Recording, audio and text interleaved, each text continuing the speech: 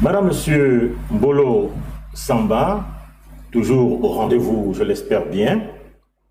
Et nous, de notre côté, nous sommes très très heureux de vous savoir, sinon de vous retrouver cet après-midi pour cette émission qui sera axée sur le culte aux ancêtres. Ce culte des ancêtres aux ancêtres sera au centre du débat, comme je le disais tout à l'heure. Nous voulons savoir si le culte à ces derniers est satanique, diabolique ou recommandé. Beaucoup qui nous suivent savent que les morts sont morts, ils n'ont plus notre souvenir, et c'est la Bible qui le dit, entre parenthèses. Dans ce cas, comment peut-on rendre un culte à ceux qui n'ont plus notre souvenir? Une autre école de mystère enseigne que les morts sont avec nous. Ils intercèdent pour nous. Et nous, les vivants au mieux, nous devrions être toujours en contact avec eux. Et ne pas être en contact ou ne pas les invoquer est une erreur. J'allais dire une erreur grave. Les Bantous sont les Hébreux israélites historiques dont parlent les textes de la Bible. Les Israélites sont un peuple noir et l'Égypte est leur mère. Bienvenue au centre initiatique Bantou, l'école de la haute connaissance ancestrale. Car il n'y a pas d'adoration sans connaissance. CCTSRM, Centre communautaire de transformation spirituelle et de renouvellement mental. Donc, vous avez entendu l'évangéliste Moussa. Est-ce que vous êtes d'accord avec lui? Est-ce que vous avez d'autres approches par rapport au thème? Est-ce qu'à votre avis, il est censé, est-ce que c'est normal plutôt de rentrer en contact avec les ancêtres à travers un culte? Tario Agnon Douma, qu'il soit glorifié et magnifié encore aujourd'hui. Salutations de paix à tous les Bantous israélites, d'où qu'ils soient. Merci beaucoup, monsieur Kabangema, pour cette nouvelle invitation autour de ce thème sensible et somme toute particulier. Nous allons ici dépoussiérer les insouciances et l'inconnaissance de certains qui ne comprennent pas de quoi retourne effectivement le culte des ancêtres. Il faut dire que dans le monde spirituel, il y a deux faces en toute chose. Et le culte des ancêtres est un culte biblique. Il est biblique, mais il se trouve que dans la chrétienté, puisque la coutume biblique n'est pas au grec, alors ils n'ont rien compris de tout ce qui avait été inscrit là-dedans. Le culte des ancêtres est un culte recommandé par les anciens. Et lorsque nous allons dans le livre de Deutéronome, on nous explique ceci dans Deutéronome, le chapitre, attendez que je me retrouve vite fait, 18, le verset 10, qui nous interdit d'entrer en contact avec des personnes qui convoquent des esprits des morts. Mais ce que ces personnes-là ne comprennent pas, c'est que dans ce texte où il est proscrit la convocation des esprits des morts, il s'agit des morts. Des morts, et nous allons expliquer cela dans un moment. Et justement, cette pratique avait pratiqué justement le Nkukuma Saül, lorsqu'il alla voir l'Anganga, la voyante, à qui il demanda de lui faire monter Samuel. Dans cette pratique-là qu'avait eu en partage Saül, la chose est qu'il avait demandé à faire monter un esprit pour lui. Or, c'était là le piège. Faire monter l'esprit veut dire prendre les forces mystico-spirituelles du bas pour les ramener vers le haut. Donc, prendre les forces souterraines. Et donc là, Saül avait fait convoquer un esprit familier, un esprit de mort finalement. Ça, c'est l'aspect qui est interdit par l'Écriture, à savoir la convocation des esprits du bas, afin de parler avec eux, car les esprits du bas sont généralement des esprits familiers. Maintenant, lorsque l'on veut rentrer en contact avec ses ancêtres, on procède de la manière que Yesaya Ongola, alias Jésus-Christ, avait procédé sur la montagne avec 3 de ses adeptes. Saül était, lui, allé demander à ce qu'on lui fasse monter. Or, quand le Yesaya Congo, lui, il va sur la montagne, c'est lui qui monte. Il ne demande pas à ce qu'on lui fasse monter un ancêtre, mais il monte. Et quand il monte, l'ancêtre, lui, il descend. Et quand l'ancêtre descend, il se rencontre dans la dimension de l'intermédiarité qu'on appelle l'astral. Donc, se rencontrant dans l'astral, Bakyongbo, il sort en vampire et donc le contact entre les ancêtres et les hommes du monde des vivants se passe dans l'intermédiarité. Et c'est à ce niveau de l'intermédiarité que les ancêtres ascensionnés dans les dimensions des esprits vivants, quoique morts, peuvent parler de manière claire avec ceux qui les consultent. Et ici, quand on parle du culte des ancêtres, il faut comprendre que le terme ancêtre ne renvoie pas à un mort. Le terme ancêtre renvoie à un grade mystique spirituel des trépassés qui ont atteint la divinité. C'est pourquoi, dans la Bible, vous lirez par exemple le Dieu de nos ancêtres. Et pourtant, savez-vous, monsieur Kabangema, que Dieu n'est pas le Dieu des morts. Mais comment ce Dieu qui n'est pas le Dieu des morts se retrouve-t-il à être le Dieu de nos ancêtres, c'est-à-dire des gens déjà morts?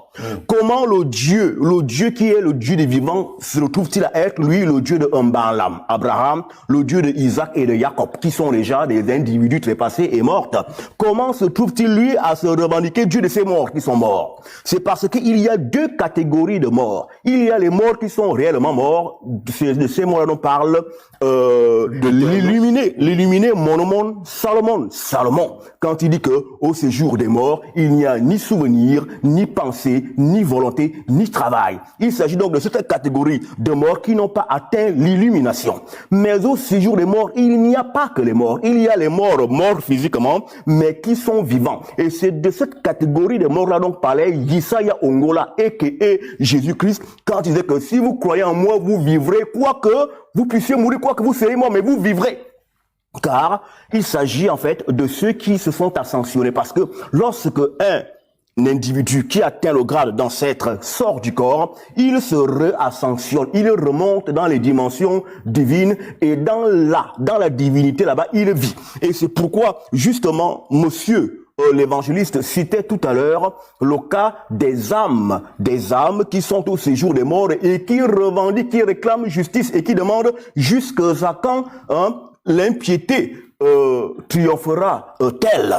Ces individus qui réclament, pourtant est-il écrit que les morts ils n'ont aucun souvenir. Mais comment ceux-ci, là, se retrouvent-ils à avoir des souvenirs et à revendiquer des choses alors que dans toute la normalité, ces individus devraient ne pas se souvenir de quelque chose? C'est parce que cette catégorie de morts-là ont le grade d'ancêtre.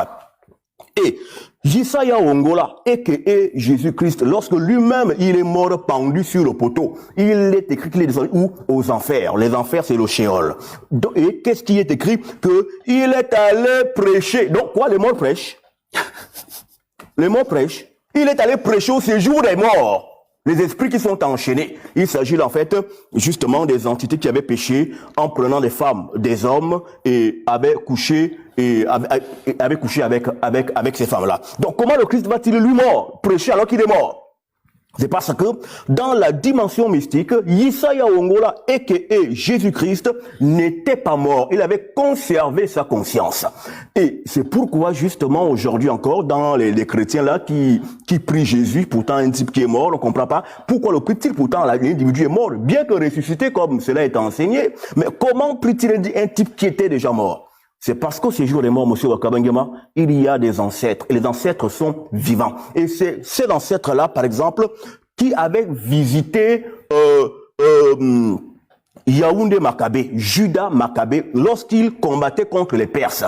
Jérémie l'était visité dans la dimension astrale. Et quand Jérémie l'était visité, il lui avait donné les clés de la victoire. Là, il s'agit d'une rentrée en contact avec les ancêtres. Et dans nos traditions, parce que la Bible, j'insiste à le dire pour vous qui nous regardez, la Bible est de culture kamito-bantoïde, c'est notre histoire. Lorsque vous avez un parent qui est mort et qu'il a envie de vous parler, il n'est pas forcément question d'un démon. Les parents, parfois, ils te parlent en locobilé. Il vient te parler en songe, dans ta tête, te dire quoi faire, si, ça, à tel sujet, parce qu'il y a des morts qui vivent. Et c'est en ce sens que nos ancêtres avaient donc institué ce culte, cette convocation des ancêtres, et c'est pourquoi Yesaya lui-même, Yesaya Ongola et Jésus-Christ, il s'en va voir les morts, il s'en va voir Moïse et Élie qui était bel et bien mort pour que ceux-ci... Il y a eu une conversation entre... Et il s'était conversé et il demandait à ses ancêtres trépassés qu'il avait fait descendre de la dimension du haut astral pour se retrouver dans l'intermédiarité en bas. Et dans la sorcellerie là-bas, ils ont causé et il leur a demandé comment va-t-il advenir de la suite de ma mission? Et les ancêtres, dans l'intermédiarité, lui avaient dit, mais écoutez, fils, voici ce qui va se passer, tu mourras à Yerushalayim, à Jérusalem. Et pourtant, il pouvait, comme je l'avais déjà rappelé quelque part, il pouvait faire une simple prière, comme d'habitude, il le faisait, et il allait avoir une réponse. Mais non, mais là, en gars que ces trois adeptes, en beau, tous étaient montés dans les fréquences mysticales de l'intermédiarité, et quand ils descendent quand ils sortent de la sorcellerie en question, qu'est-ce qu'il dit à ces adeptes? Ne dites pas aux gens ce que vous avez vu. Ne dites rien à personne, que nous étions consultés les ancêtres. Mais c'est quoi premier de la création? Il faut la première créature à être créée. Non, c'est pas ce que ça veut dire. Ah, ok, d'accord. C'est pas ce que ça Alors, veut dire. qu'est-ce que ça veut dire? Ah, puisque c'est lui qui a évoqué ça, il n'a qu'à répondre. C'est pas ce que ça veut dire. La parole, alors, vas-y. Oui, monsieur Bokabengema, merci beaucoup. Alors, il faut dire ceci. Le salut est tribal. Le salut est tribal et le salut ne se peut trouver en dehors de sa propre lignée. Et c'est pourquoi justement, lorsque vous viendriez sur la généalogie de Yesaya Ongola, Yesaya Congo et Jésus-Christ, on vous dit Abraham engendra Isaac, tel engendra tel. C'est toujours dans la lignée que l'on s'inscrit. Or, lorsque vous voyez tous ces gens-là, ils ne sont pas nés seuls dans leur ventre. Mais pourquoi on cite certains et on laisse d'autres? C'est parce que l'ancestralité est un grade spirituel. Une chose. Deuxième chose. Lorsque nous rentrons en contact avec nos ancêtres, ceci ne veut pas dire que nous serions incapables de les contacter ou de contacter la divinité d'une autre manière. Chaque demande a une formulation et une tenue bien spécifique. C'est pourquoi Ongola, Yesaya et Jésus-Christ avait, au lieu de prier, avait convoqué sur une montagne la manifestation dans l'intermédiarité de ses ancêtres Moïse et Élie. En effet, lorsque nous venons, par exemple, dans le livre de Nombre 12, verset 8, lui seconde version, il est écrit ceci. Je lui parle bouche à bouche, je me révèle à lui sans énigme. Et il voit une représentation de l'Éternel. Pourquoi donc n'avez-vous pas craint de parler contre mon serviteur, contre Moïse? Moïse n'a jamais vu Dieu. Et toutes les fois que l'on vous dira que Moïse aurait vu Dieu, c'est une entité, une représentation. Donc lorsque Moïse rentrait en contact avec les forces supérieures, donc notamment Dieu, c'était toujours par l'intermédiarité d'une énergie qui lui servait de courroie, ou qui servait de courroie de transmission entre Moïse et les forces supérieures. C'est pareillement que lorsque nous convoquerions la manifestation de nos ancêtres dans nos différents rituels, il s'agira tout simplement de leur confier ou de se servir d'eux en tant que courroie de transmission entre nous, les hommes, et eux divinisés d'avec le divin. Donc, la consultation des ancêtres, c'est la consultation des esprits ascensionnés. Ce n'est nullement une convocation des esprits mineurs. Parce que, ce qui est interdit, même dans nos traditions, c'est la convocation des esprits mineurs. Et lorsque l'on devient ancêtre, alors, comme... Pour tout le monde, qu'est-ce que c'est, l'esprit mineur? Un esprit mineur, justement, c'est un esprit dont la vibration n'a pas atteint l'illumination. C'est le cas, par exemple, de gens qui ont vécu mal de leur vivant, qui avaient une vibration basse et qui étaient d'une vibration négative. Ces personnes ne peuvent pas devenir des ancêtres. On ne peut pas aller comme ça, creuser le crâne d'un bandit par exemple, et le conserver pour en faire des invocations. Et c'est de là, justement, quand vous voyez, dans nos coutumes, nous avions les ossements de nos ancêtres. On ne prend pas les ossements d'un voyou, d'un bandit, d'un homme qui volait les femmes des gens. On prend les ossements, les reliques d'un individu dont la vibration mystico-spirituelle était hors du commun. Et quand même nous revenons sur les habits d'Adam, qui avait été dérobé par Cam, le père de l'ancêtre des Kamites. En fait, c'est dans la relique qu'il y a la puissance, qu'il y a l'énergie. Et le pouvoir d'Adam s'est transmis de génération en génération, passant de ses fils à ses petits-fils, etc.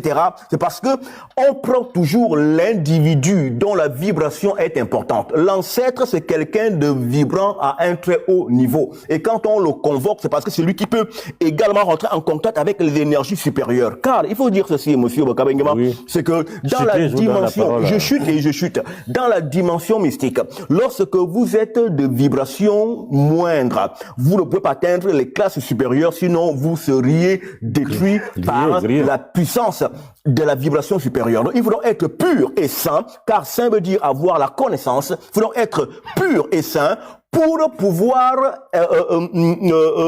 intervenir dans les dimensions d'en haut lorsque l'on a été convoqué dans le monde de la visibilité.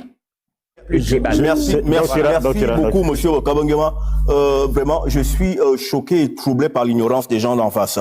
Nous prenons Luc chapitre 9, le verset 29. Pendant qu'il priait, l'aspect de son visage changea et son vêtement devint d'une blancheur éclatante. Pendant qu'ils étaient allés sur la montagne pour la consultation des ancêtres, quand on dit que son visage avait illuminé, c'est parce qu'il avait ouvert son œil mystique, son troisième œil. Donc quand il a ouvert son troisième œil, c'était en fait là qu'il avait pu entrer en contact avec ses ancêtres, avec Moïse. Donc, il faut comprendre ceci, monsieur Okal. Il faut dire que ces individus, ils ne font qu'une lecture littérale et théologique. Ils n'ont aucune connaissance du domaine spirituel. Laissez-moi avancer, s'il vous plaît. Donc, formel. La consultation ancestrale est quelque chose de fondamental parce que, vous voyez, en fait, pourquoi rejette-t-il le culte ou la consultation ancestrale? C'est parce que chez eux, le salut est universel, justement. Alors que le salut biblique est tribal. Hein? Le lion de la tribu de Yaoundé. Dans Matthieu 15, verset 24 à 26, je n'ai été envoyé qu'au bébé perdu de la maison d'Israël. Il n'y a pas de salut universel. Donc, c'est dans le peuple, c'est dans la famille, c'est dans les liens de sang que le salut s'y trouve. Mais aller à toutes les nations. Donc, les nations là, monsieur, il s'agit des tribus. Il s'agit des tribus même d'Israël. Parce que chaque tribu représente une nation. Le mot nation veut dire tribu dans son étymologie. Mais vous ne savez pas, vous êtes sous-informé, monsieur. J'ai dit, le mot tribu, monsieur Bakalo, veut dire nation. Le même nation veut dire tribu. Les Ekans sont une nation. Les Pounous sont une nation. Les Nzabi sont une nation parce que ils ont un ancêtre commun. Ils ont les mêmes rites, des mêmes croyances. C'est ça une nation. Une nation, c'est des gens qui ont une même histoire, qui ont un même vécu. C'est ça le terme nation. Et le terme nation biblique renvoie justement aux Hébreux israélites, aux Bantous israélites. Et justement, quand on dit aller dans toutes les nations, le Christ, monsieur, ne m'embrouillez pas. Le Christ, Yesaya Ongola, qu'est-ce qu'il dit? Il dit, quand il fait sa prière, que les chrétiens appellent la prière sacerdotale, il dit qu'il ne prie pas pour le monde. Et pourtant, le même gars, on dit que Dieu a tant aimé le monde. Dieu a aimé le monde qu'il a donné son fils unique. Mais le fils là, quand ça arrive pour le monde que Dieu a aimé, lui, il prie, il ne prie pas pour le monde, il appelle des autres les chiens.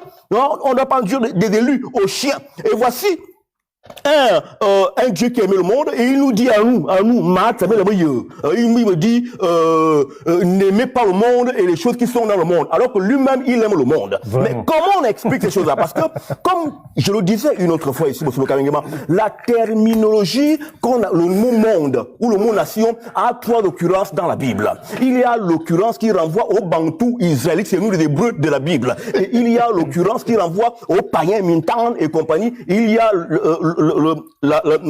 l'aspect monde qui renvoie à toute la création. Donc, la notion de monde dans le contexte des Hébreux israélites et bibliques, quand il s'agit de salut, il s'agit du peuple de Isrouya, Israël, et le salut est tribal. Dieu lui-même est tribal. Il dit que j'ai aimé Esau et j'ai aimé Jacob et j'ai haï Esau. Dieu lui-même est tribal. Le salut est tribal. Il n'y a pas de Dieu universel. Ça là, c'est de l'arnaque. Voilà, mesdames, messieurs, nous sommes arrivés au terme de cette émission. Nous vous remercions de nous avoir suivis. On se retrouve très prochainement, la semaine prochaine, s'il plaît à Dieu. Merci, au revoir. Au prochain numéro. Au revoir. Et quel que soit le Dieu que tu vénères, ou quelle que soit ta foi, Pax Minibus,